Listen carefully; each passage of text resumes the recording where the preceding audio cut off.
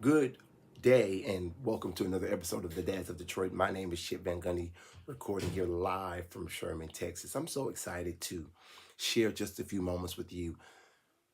My social media algorithm does two things. One, it says in one way or another what I'm interested in, quite frankly, the types of things I already watch. But then there's something else that happens with the with uh with your timeline.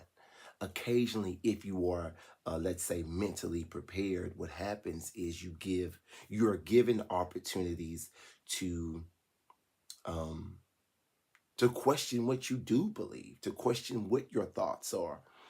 um and certainly our timelines show us what we want to see.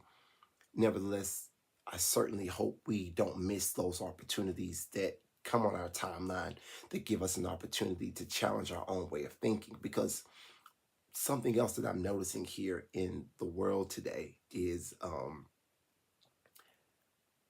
we don't allow others from the outside to challenge the way that we think. And so, what that means is um, it's incumbent upon ourselves to do it ourselves, to do it to ourselves, and to create this process of challenging not only what we think, but the equations that we've used to reach the findings that we have. I want to show you a couple of things um, that I saw, and I'm gonna share it with you now. Also, R.I.P. to Jesse Jackson, um, the civil rights activist, household name. Um, and so our thoughts and prayers are with him, with his family rather. And so I'm sorry to hear about that.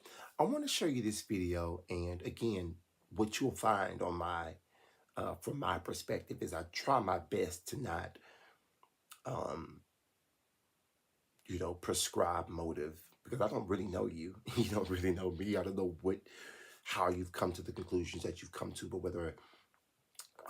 but that's not so much important. What I want to do is I want to give you something that potentially contradicts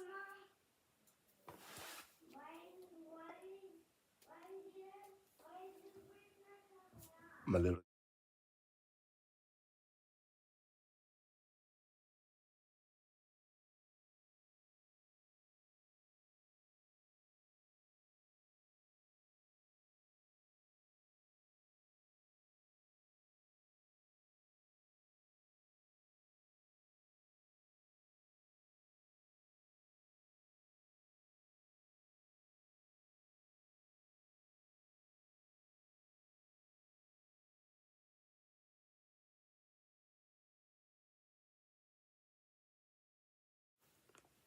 My apologies. What I want to do is I want to show you a video that um, I've seen on my timeline before, and I really, really try not to be the person who says this person is good or this person is bad, but I like to start off with the common sense like response. And so um not necessarily the biggest story in the news as of February 16th, the time that I'm 17th, the time that I'm recording this video, but I do want to play it for you and ask you a question on the other side. Let's take a look at this. Has moved aggressively to secure our borders more by hiring a record number of new border guards, by deporting twice as many criminal aliens as ever before, by cracking down on illegal hiring, by barring welfare benefits to illegal aliens. In the budget I will present to you, And so I'll talk at the end. I'll talk at the end. We will try to do more to speed the deportation of illegal aliens who are arrested for crimes, to better identify illegal aliens in the workplace as recommended by the commission headed by former Congresswoman Barbara Jordan. We are a nation of immigrants, but we are also a nation of laws. It is wrong and ultimately self-defeating for a nation of immigrants to permit the kind of abuse of our immigration laws we have seen in recent years, and we must do more to stop it. And so, um, what's changed. And again, I think a lot of, YouTubers, content creators, journalists will encourage you to think a certain way. I'm not going to do that. I want to ask you to dig within inside yourself and ask yourself, how is it that this man can espouse the same views that our current president is espousing, but the narrative around it be so vastly different, right? What is that? Why is it that, Bill Clinton in the 90s said almost word for word? And let me also say this, it's such a weird thing. Bill Clinton's, and you can look this up, it's the internet. At one point, Bill Clinton's slogan, if I'm not mistaken, was "Make America Great Again." It's a slogan that's been used a couple of times throughout presidential. This is not me. This is not me defending Trump. This is not me bashing the Clintons. That's not what you're hearing me do. And if that's what you're gathering, then maybe we've gotten off somewhere. I'm curious as to why it's okay for one and not okay for the other. And there's an answer there. I don't know what it is, but there's an answer as to why something has changed. And I think understanding that change, understanding that shift is going to do more for us as a people, as a community, than simply saying that someone is hateful or someone is a fascist or someone is this or someone is that. That there is some philosophical, two things I gather from this. One, there's a reason that people are saying what they're saying. If both sides at some point have said this, there might be some legitimacy to it, maybe. And then two, like I've already raised, why is it okay for one person to say it and not okay for the other one? Let's move on. I want to give you that because again, we're so short-sighted and nearsighted in our view, and we forget history so quickly that sometimes for example, somebody bringing you cookies for whatever reasons is not a good thing. This guy brings you cookies and you're like, you slam your door in his face. But it's like somebody brought you cookies last week and you let him in and you sat down and got milk. And so at least understanding why things have shifted, I would say is a good thing to do.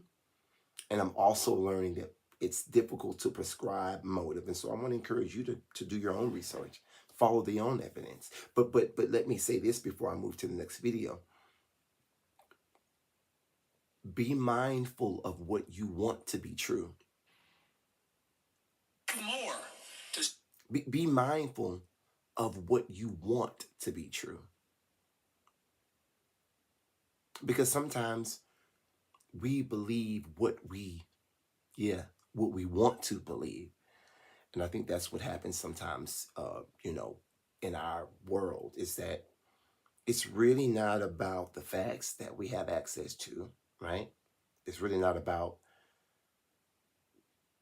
it's not about reality sometimes. It's about what we want to be true. And we'll pursue a book until it says what we want to hear. We'll follow a candidate or a person or a side that leans towards what we want to be true. And so what that means is we as individuals have to take the time to question our own thought process. Why am I a Democrat? Why am I a Republican? Why am I an independent? Right? And why am I still a Democrat? Why am I still a Republican? Why am I still an independent? Right? These are valid questions. But we don't in society allow other people to challenge our thought processes. And so it is important rather that we do it ourselves. Let's move to the next video. So we got the news on Facebook that you were in. But President of the United States told to me, he says, this is where they're going to get through singing. And I told him to hurry up and run. Here are the 12 states banning the purchase.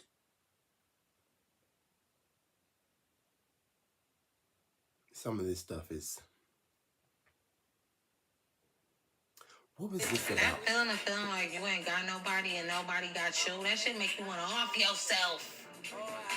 Not gonna do it. Not a weak ass bitch. Got shit to do here on earth. But that feeling make you just want to be like, yeah, y'all figure it out then. Shit. Y'all don't need me, fine. Don't need me then. Do it without me then, bitch. Y'all figure it out. Again, not gonna do it. Not a weak ass bitch. I'll figure it out. But being a human is a lot of figuring it out. And then on top of everything, the elites are eating the babies. Morales. Yeah. There's something happened. I like this content creator. She's from Detroit. There's something happening beneath this transfer of online only interactions. And I don't think anybody has online only, like 100% exclusively. But what I'm saying is that it's obvious that we're talking to our phones more than we're talking to people these days. And that's her, right? She's a content creator and she's got a lot of great content. I encourage you to go and check her page out. But there's something there. There's something underneath what we're facing, you know, and it's a loneliness thing. And this is the first time, and her content is like, you know, she's a pretty much a comedian, very funny young lady. But this caught me. This caught me because in the midst of her, who she is, I'm not 100% sure, Kristen K, obviously. In the midst of her contents, you know, she's so engaging and so comedic for her viewers. She herself is lonely, right? And so, how do we shift that? How do we turn that? And how do we get out of that sphere, that space of being in a crowded room yet feeling alone, right? Tricky thing, tricky situation. Go around this bitch. There's some newer things I wanted you all to see. That was Grown men in CFCF right now getting in line to use the phone. Grown men. I'm talking about grown men. You would die over a honey bun in here. I said, my man, you kill you over a honey bun in there. Come on, man. You could do anything. One time, when I was upstate in Jersey, right? I'm asleep, minding my fucking business. And you know they turn the lights on early. Early in the morning. So you gotta sleep with some over your eyes. Exactly, I'm in a dorm over there. Like, I'm on my way out the door, so I'm in a dorm. It's like 20 bunks, 40 niggas in there, or maybe something like that. 20 bunks, 40 niggas. Mm-hmm. I'm asleep. I hear this. What the fuck?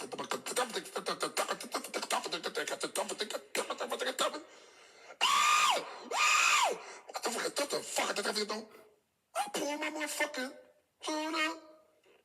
I'm talking about Poppy wearing this nigga out with his tablet. Boom, boom, boom. Cooking it. The nigga looked at me and say, "Get the CO."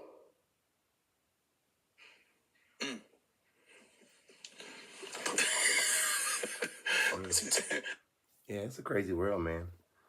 The world of prison.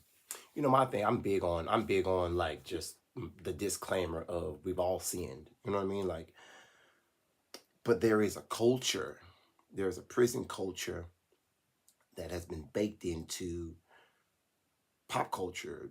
I don't want to say pop culture. I want to say urban culture, inner city culture, our culture, rap culture. And it's something you want to avoid. Don't go to jail. I feel like I'm stating the obvious here, but I don't see why somebody would want to be there. I guess that would be my point. Oh, this is what I wanted to share with you. This nigga just said, you know, it's a group of losers if 6 to 9 women group up to plan a Valentine's. I'm over here cracking the fuck up because that's true. When the Valentine's Day thing started, it was the loser bitches. Like, let me clarify. It was definitely the loser bitches when it started. That's who started it, a loser bitch. And why do y'all be at these Valentine's Day events wearing nothing but lingerie, drinking alcohol, and twerking in a room full of nothing but women? And y'all gotta stop doing weird stuff because I'm all for a good time, but what is the lingerie about exactly? Y'all can't wear regular clothes? And now I understand why y'all don't want men no more because y'all probably just want each other. Another thing, what the fuck is this Valentine's Day shit you bitches that made up?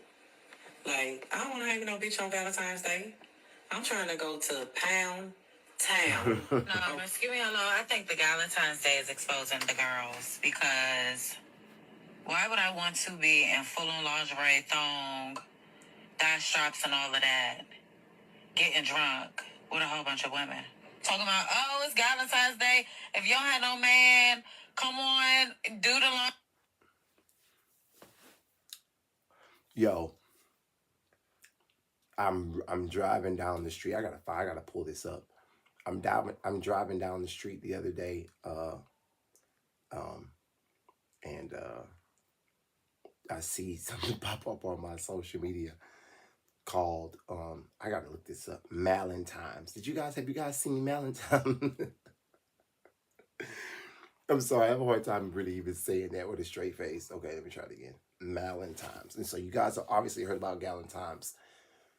But now there's a new phenomenon. Let me see if I can look it up. Malentimes.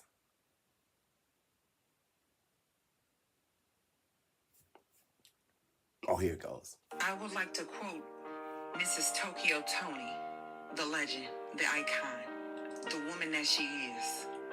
I believe it was her, correct me if I'm wrong in the comments, when she said, who gonna be the boys? Who is going to be the boys? Well, okay.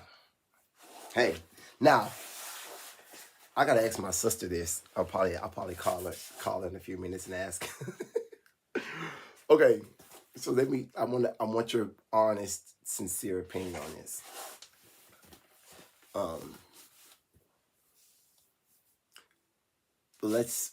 I don't see why two people in a relationship, we're equals, right? We're equals. Let's keep that in mind. Let's set that stage first. Okay. So you got two people in a relationship and they're happy. They're together. But what I've seen a couple of times this year in particular, it's like even women that are in a relationship are willing to either host or participate in Galentine's. And so some women don't have people, and then some people are just friendly, and then some people don't want to miss out. It's whatever. We don't know everyone's reason for doing everything, so that's not really my point. My point is that there is a Galentine's, and I know a couple of people personally that are in relationships that still attended the Galentine's.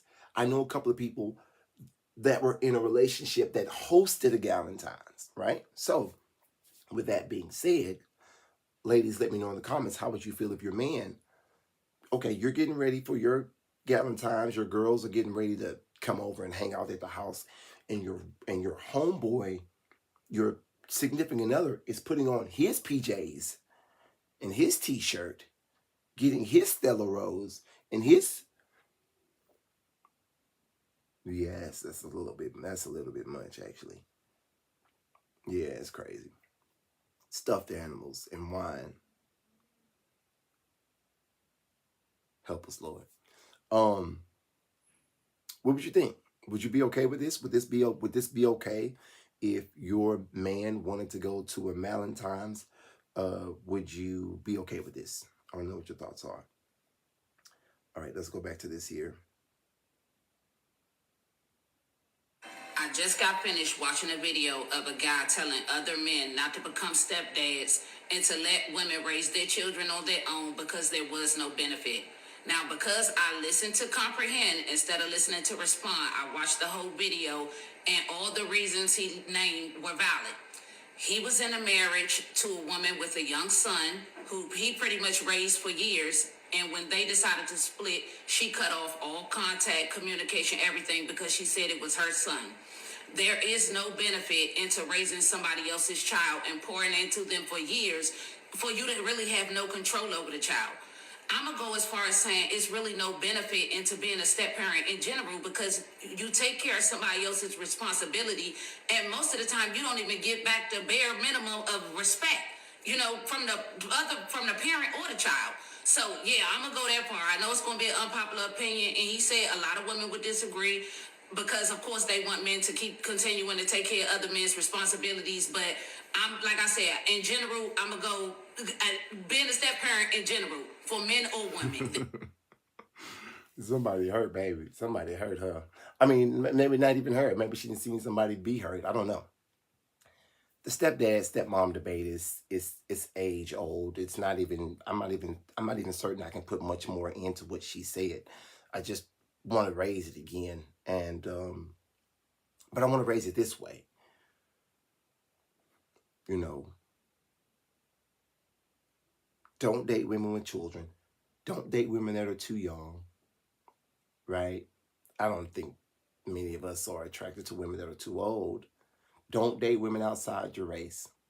You know what I mean? Like, and so for black men, in particular, I think it would make the most sense for me to speak about black men, because this is an African American woman and I'm African American man. Man, that's hard. You know what I mean? It's hard. It's hard. You don't want to date too young. You don't want to date a stepmom, and then you also have to consider who likes you, right? And so I just think that it's a sea of impossibility on kind of both ends when we begin to talk about the dating sphere. I feel like the dating sphere is just like all of the good, mental spaces or the qualities that you would look for in a particular person. I just think it's we were laughing the other day about the fact that, now would just be the absolute worst time to be outside if you were, looking for a significant other. Because culturally, just the quality of available people seems to be just at an all-time low. And so now would actually be the worst time to be outside, free and in the streets. Because man, it's not a lot out there.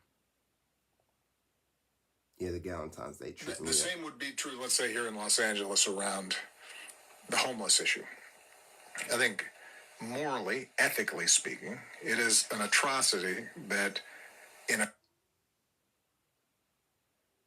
So here is now Bill Clinton. Let me say it this way. Obama is now who, like, I guess Bill Clinton was into the past generation of Democrats. Like, he's the North Star. He is the kingmaker. And it's his, I'm not for it or against it. You know what I mean? Like, he's certainly the most well-respected, I think, Democrat that is out there still talking, right? And so, great respect for, President Obama. And he's saying here, and see this, listen, this is a wordsmith, and I'm getting ready to come to an end here, but he is saying to Gavin Newsom, what has happened in one of your premier cities is an atrocity. And for that reason, listen. And for that reason, you cannot be the nominee. I think he's foreshadowing that Gavin Newsom's Pandora's box is going to be too great, too vast, with too many pitfalls and too many unexpected turns for the Democrats to have a chance in 28. Which is disheartening, because take him or leave him, like him or dislike him, he's been putting in the work. He really, really has, Governor Newsom. I mean, and he's been listen, this gentleman has been campaigning since Biden was still running for president. I don't know if you remember that. He was campaigning then, in the sense where it's like, being so visible and so vocal that, heaven forbid if President at the time Biden would have, fallen ill in a way much graver than what we've seen, he postured himself as a person who could jump right in, and he's maintained that posture. But here Obama is saying, not on my watch. You will not be the nominee. You will not be the president, because quite frankly, what has happened in California has been, you heard him, an atrocity. Let's let him finish. A country this wealthy, we have people just on the streets, and we should have we should insist on policies that recognize their full humanity, people who are houseless, and be able to provide them the help and resources that they need. But we should also recognize that the average person, doesn't want to have to navigate around a tent city in the middle of downtown. And that we're not going to be able to build a working majority and support for the resources that we need to help folks like that, whether it's drug treatment or temporary housing or what have you. We're not going to be able to generate support for it if we simply say, you know what, it's not their fault, and so they should be able to do whatever they want, because that's a losing political strategy. The same. Now, if we clip that, obviously it's a clip and it's being clipped again by me. But my thing is this: it says Obama rips Newsom over homeless encampments, and so this is the king speaking. Because if he said in the next breath that I think AOC would be a great nominee, I guarantee you to be the front line, the main story for the next 2 weeks, right? And so this is Obama saying, as we look forward to 28, who can you turn to? Who can you not turn to? And I think Obama is saying we're not going to be looking at Newsom in 28. I want to know what your thoughts are. Thank you so much